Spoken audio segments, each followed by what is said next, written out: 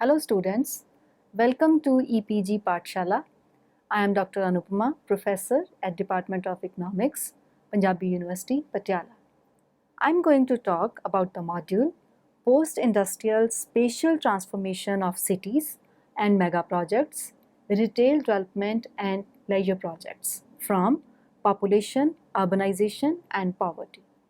So students, as the name suggests, we are going to discuss how the cities in modern era are changing in design, especially in the context when new types of shopping malls are emerging in the market space. We will also discuss about the growth of the small retail shops along with the mega projects and other layer projects. Economic development of any society can be understood through various stages of growth. Economic theory has elaborated this growth process through a number of theoretical models which exhibit how an economy moves from a traditional society through the age of high mass consumption. Through this process, the economy undergoes through structure transformation in which the society moves from subsistence agriculture to an industrial society and then to a society dominated by the service sector. These models are actually based upon the assumption of a closed economy. However, in today's globalized world, the structure transformation takes place with new type of dynamics. The international division of labor, made possible by globalization of production and mobility of the factors, has turned the growth of industrial and service sectors without any bounds. Now, in a post-industrial society, the industry changes its location to unexplored market areas, where the inputs are also relatively cheaper. This paves the way for dominance of the service sector. So, in this perspective, this module aims to throw light on a post-industrial city, globalization and mega projects in a post-industrial city, the typology of the mega projects, the types of mega projects, new neighborhood projects, the retail projects, and the reasons of growth of retail stores. It will also discuss the growth of hypermarkets, superstores, convenience, and forecourt stores. This module also aims to throw light on development of the leisure projects. Now we can define a post-industrial city.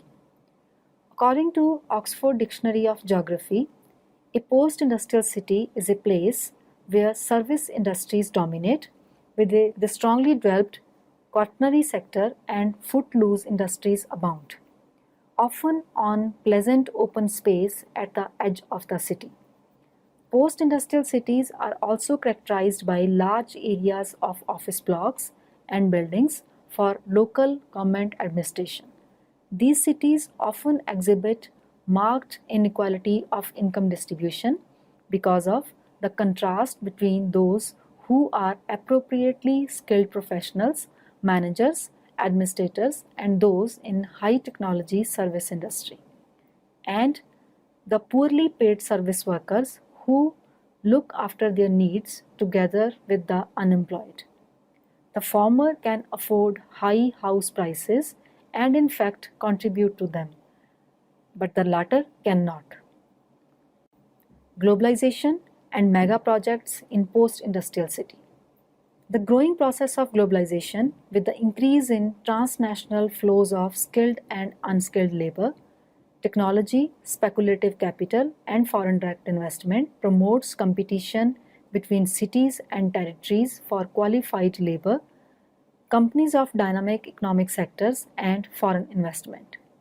In short, there is a formation of a global competition between cities for attraction of these elements with high geographical mobility. As a result, the cultural and urban regeneration policies increasingly try to prepare the city to compete for those transnational flows and to attend external users at the expense of local residents. In general, the projects aim to combine the physical and functional recooperation of abandoned and or deteriorated areas with the creation of a new local economic base. These projects promote financial and consulting services, leisure, tourism and entertainment, retail, trade, etc. Despite presenting common objectives, the projects produce different results considering the peculiarities of each city. Therefore, each city needs its own regeneration and management policies to keep their competitive edge. Today, in cities of the developed and emerging economies, we can observe physical manifestations of ongoing development whose forces are more or less governed by post-industrial tendencies. The fragmentation of urban tissue is a result of strong private interest and investments with a very loose public or governmental control over resources. In the situation when huge portions of inner cities, mainly the industrial zones and port facilities, become obsolete due to the shift towards service activities. Contrary to the private city and the laissez-faire policy of the industrial period, contemporary post-industrial city asks for collaboration of private investment and policy leadership, or to be more precise, for a clever political guidance of entrepreneurship. In order to be more competitive from the outside, the post-industrial city has to be less competitive on inside. What is needed for such a strategy is obviously a planning methodology of any kind, presently lacking in most cities going through a transitional phase towards post-industrialism. Whereas the government want to ensure sustainability, equity, and optimum use of public space in a city, the private developers want to maximize the returns from their investment. With increasing competition and availability of space for developing various projects in these cities, the developers continue to expand the scope of their vision, creating mixed-use projects that combine residential, commercial, retail, and entertainment elements. Over the past decades or so, these mega projects have revitalized urban areas, transforming the way that people live, work, and spend leisure time. The mixed-use revival reached its apogee with the 162-floor Burj Khalifa Tower in Dubai, the tallest building in the world at the time of its completion, that is on January 2010. The 828 meters high, 1.8 million square foot tower can accommodate 30,000 people and combines 1,000 residential apartments with offices, 3,000 parking spaces, a leisure complex, designer hotel, restaurants, indoor park, a giant shopping mall named intriguingly the Old Town, and a mosque. Burj Khalifa introduces a gargantuan form some of the contested interpretations that accompany the mixed-use concept. For some writers, the vertical city offers a model for high-density, sustainable urbanism. For others, Burj Khalifa represents the zenith of the post-industrial city, shaped by perpetual flows of global capital that create urban mega-projects.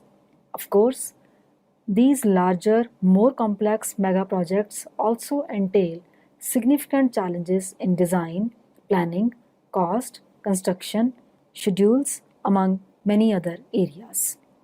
In addition, these mega-projects entail the numerous challenges that accompany development in an urban or previously developed setting.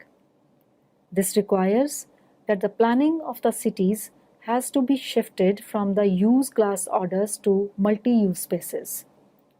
This points towards the need of construction of buildings or mega projects which have a mix of shopping complex, cafes, restaurants, officials and light industrial sites, storage and distribution, hospitals and care homes, schools, entertainment, etc. Such mega projects are mix of the wide range of attributes and manifold influences associated with the concept, requiring the engagement of a combination of physical and spatial characteristics, policy drivers, and social qualities. The physical characteristics of these mega projects should also take into account the level and type of integration of different activities, ranging from single to multiple buildings that may incorporate different uses in both vertical and horizontal planes. Alongside land use planning, a series of the other primary and ancillary policy drivers can be identified as shaping the character of a mixed-use development. The orientation of a mega project towards housing, shops, or offices can be seen not purely as a commercial decision on the part of the developers or a design decision on the part of architects, but as a response to a range of issues that form the basis of the planning process and the complex negotiations between developers and the local governance. Looking at the typology of mega projects in a post-industrial city, we can expect different types of mega projects. These can be stand-alone mega projects, the urban infills, the residential-led, commercial or retail-led, and new neighborhood projects. All of these may have different types of physical and spatial characteristics requiring different policy drivers. Number 1. Stand-alone mega projects. The physical characteristics of the stand-alone projects exhibit the integration of home and workspace in a single privately owned building. Such projects may have about 50 flats in an area of less than 0.5 acres, along with the shopping complexes. These may be located in the heart of the city or in suburbs of a city. Such projects require the urban regeneration policies to have a mix of the strategies fulfilling the commercial as well as residential requirements at the same place. The second one is urban infill. The urban infill suggests a scheme with greater spatial ambition that encompasses more than one building, though it may include vertical integration within single buildings. As a part of the planned intervention to redevelop an urban or suburban site. Such a project would typically be residential-led but include two or more additional uses and be linked to several ancillary policy drivers. Such projects may comprise apartments which may go up to 500 in number, a convenience store, a restaurant, and offices distributed at various blocks of the buildings. The urban policies regarding such projects may be oriented towards a regeneration of brownfields, town centers, or council estates that is on public land. The third type is that of residential and commercial-led mega projects. Such projects are of significantly greater scale and form part of comprehensive urban regeneration programs to create new pieces of the city. Such projects aim to use land more than 5 hectares. As the name suggests, the residential-led projects aim to build more than 500 homes along with other uses of building, while the commercial-led projects have more than 50,000 square meter office or retail space along with other uses. These projects essentially are multiple building projects with both the vertical and horizontal built areas. The new housing, based on a traditional street network, is integrated with retail, business, leisure, health, and a variety of community uses, with an emphasis on creating a livable place capable of sustaining local economic activity. The fourth type is that of new neighborhood projects. Such projects may be of any of above 3 types, with environmental concerns at the center point of the urban policy. They aim at sustainable urbanism. The ideas of livable cities and urban villages are the examples of such projects. With rising environmental issues, the urban policies evolve the strategies to optimize the use of urban space through various projects to be located at the single site to reduce the environmental cost of transportation. Here, we can cite the example of 7 Millennium Villages developed in UK, wherein around 10 hectares of land, about 1200 homes, are built on a waterside brownfield site where a range of uses including shops, a post office, a community center, health facilities, primary school and public space in the form of a piazza are intended to foster a sense of community and identity. Such projects are characterized by urbanity, the diversity of communities, as well as the environmental sensitivity. Thus, we can say for sustainable development of the cities and for increasing the global attractiveness and competitiveness, in today's era of globalization, carefully planned mega projects are the only option to optimize the use of urban space while watching the environmental concerns. To be very specific, we can also discuss about the retail projects and the leisure projects. Now we can discuss about the retail projects. Retail is the sale of goods to end users, not for resale, but for use and consumption by the purchaser. The retail transaction is at the end of the supply chain. Manufacturers sell large quantities of products to retailers, and retailers attempt to sell those same quantities of products to the consumers. The retail activities are not location specific. These can be performed through door-to-door sales in specified markets in multi-use retail shops, shopping malls, and even through online ports. However, in a post-industrial city, the retail industry, which is an important and ultimate link in the supply chain, has been transforming itself in a number of ways. These cities are now moving from single brand or single product retails to multi-brand and multi-product retails, all under the same roof. The cities are actually vying with each other to attract the global players in retail to increase the global competitiveness of the cities. In the emerging economies, the retail business is one of the most profitable businesses.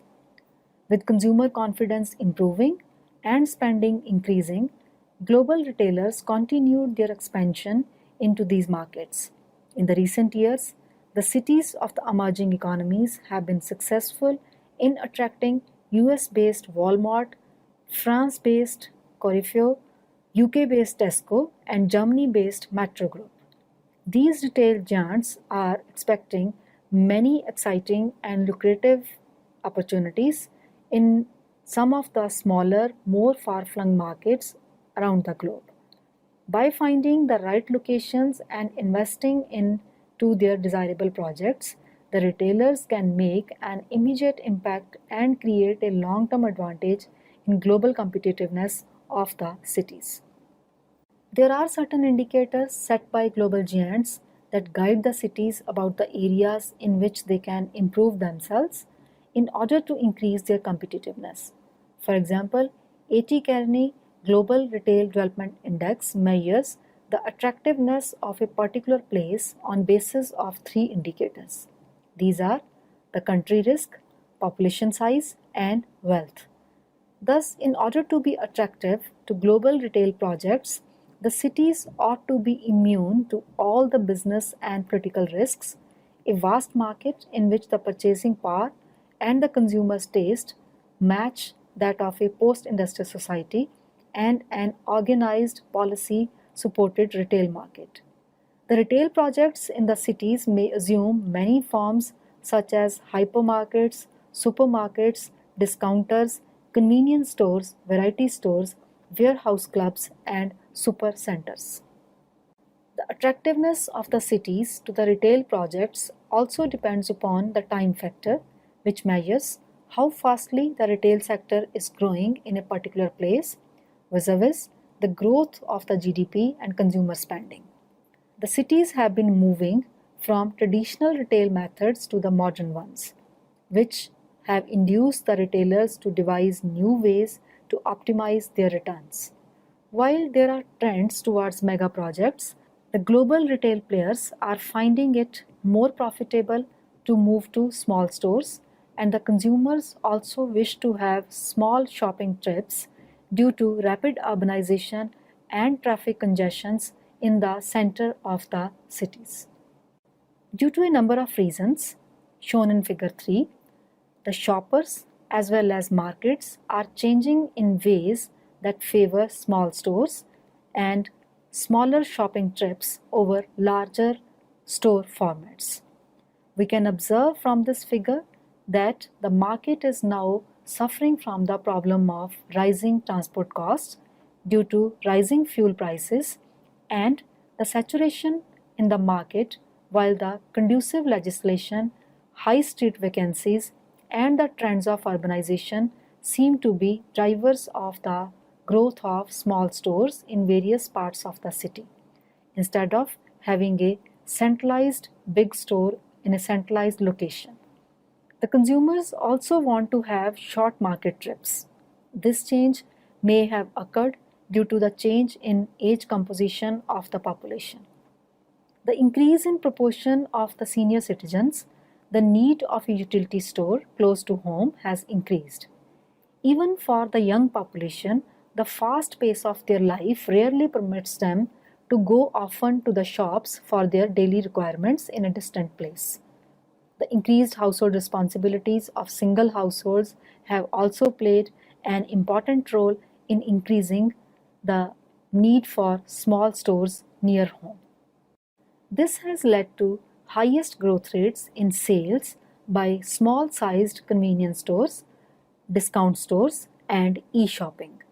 However, the total sales of the supermarkets and hypermarkets are still the highest among all types of retail projects. Figure 4 shows that the growth of the hypermarkets and superstores and supermarkets and neighborhood stores are the lowest, but still they will remain the top earners among all type of retail projects.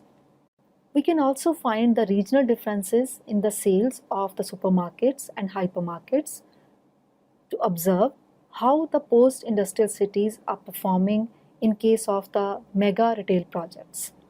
This can be observed from figure 5. The figure shows that the sales by the North American countries are still the highest, followed by Western Europe, but the growth rates are highest in transition economies of Central and Eastern Europe, followed by developing economies of Middle East and Africa. Thus, though the location of these retail projects currently has their greater presence in the developed world, but they are also focusing upon the emerging economies. Despite slowing expansion in the developed countries, these retail types will remain by far the world's largest grocery channels. Another important feature of these projects is that due to spatial transformation of the urban areas in a post-industrial society, these projects are now trying to downsize to more compact formats, for example, between 3,000 to 5,000 square meters. They are also adopting new strategies of e-commerce, in-store kiosk, click and collect drive, as well as adopting the additional facilities and entertainment features to increase the dwelling time of the shoppers within the premises. In contrast to it, the small-sized convenience and forecourt stores are becoming popular in the cities of the developed countries, even though their current presence is dominant in the developing one. In the emerging economies, the retail business is one of the most profitable businesses. With consumer confidence improving and spending increasing, global retailers continued their expansion into these markets. In the recent years, the cities of the emerging economies have been successful in attracting US-based Walmart, France-based Carrefour, UK-based Tesco and Germany-based Metro Group. These retail giants are expecting many exciting and lucrative opportunities in some of the smaller, more far-flung markets along the globe. By finding the right locations and investing into their desirable projects, the retailers can make an immediate impact and create a long-term advantage in global competitiveness of the cities. The leisure projects. In a competitive world, the life is moving fast. The work stress is higher and the social relations no longer provide an emotional support. In such a world, people want to buy happiness and relieve themselves from stress by spending quality time with the family once a week or once a month. Hence, the recreation parks and leisure services have become an important part of urban planning, the mega projects, and even the retail projects, which use it as a strategy to increase the dwelling time of the shoppers in the shopping mall. The leisure projects in the cities constitute a major force in the local as well as the national economies and are responsible for millions of jobs in varied fields such as government, travel, tourism, popular entertainment and the arts, health and fitness programs, hobbies and participatory and spectator sports. Apart from the direct economic benefits, these projects also provide major personal benefits in terms of meeting physical, emotional, philosophical, and other important health related needs of the participants. In a broad sense, the leisure life of a city or a nation reflects its fundamental values and character. The very games and sports, entertainment media, the group affiliations that people enjoy in their leisure help to shape the character and well-being of the families, communities, and society at large. For some, recreation or leisure means the network of public agencies that provide such facilities as parks, playgrounds, aquatic centers, sports fields, theaters, and community centers. For others, it may mean Golden Age Club, a club for physical fitness, togetherness, etc. While for the tourists or irregular visitors, it may mean something else. But for the city planners, it means evolving all of these features in their overall urban project. They also need to create the supportive services for these projects, and the challenges are immense in a post-industrial city where availability of the space is the major issue. The planners have to take into account what the public demands and what is desirable, and how the gap between the two is plugged, so that the leisure projects are minimizing the possibility of crimes and optimizing the positive effects for the well-being of the families and the society as a whole, and how to evolve the leisure projects as an integral part of the urban regeneration policies of the post-industrial cities. Such stores meet the daily needs of the people nearly close to their homes, workplaces, petrol pumps, that is the places of their daily visits. As we have already discussed, the post-industrial cities are having a high purchasing power, but are also facing the problem of aging population. Faster lifestyles and long distances between the homes and the central market, the convenience and forecourt stores are very easy options. And they are now shifting to this retail type for their daily needs. Thus, we can say that although the retail projects of supermarket type are still earning the greatest revenue in the cities of the developed as well as the developing economies, yet the trends are shifting towards the small size projects which may be housed in a multi-use mega project. So students, let us sum up what we have learned from this module. In this module, a broader view of the changing needs of the post-industrial cities has been provided. These cities are shifting their economic base from an industrial society to a service-dominated society. In such cities, while the space is being created by the old industrial houses as they move to other low-cost places, more of the space is required for varied needs of the increasing population of high-income professionals, new business houses, and the global players. The strategies of optimum utilization of city space have to be charted out to increase the competitiveness and the attractiveness of the cities to the global players, along with raising the quality of life of the residents. For this purpose, the multi-use mega projects are the only answers, but appropriate planning is a major challenge that has to be met with great degree of astuteness and wisdom. So that's all with today's lecture. I hope you must have enjoyed it. Thank you.